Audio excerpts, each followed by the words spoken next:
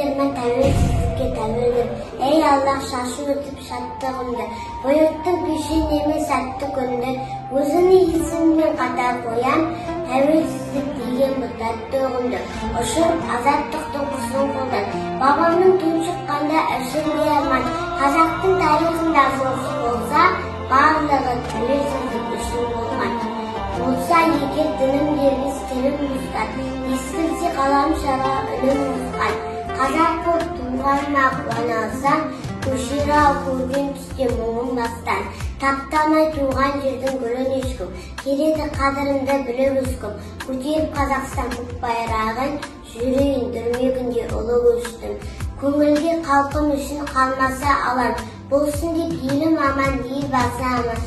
Тілеуімді іздеймін тәуелсіздік, тәуменмін, тәуелдімін онда саған.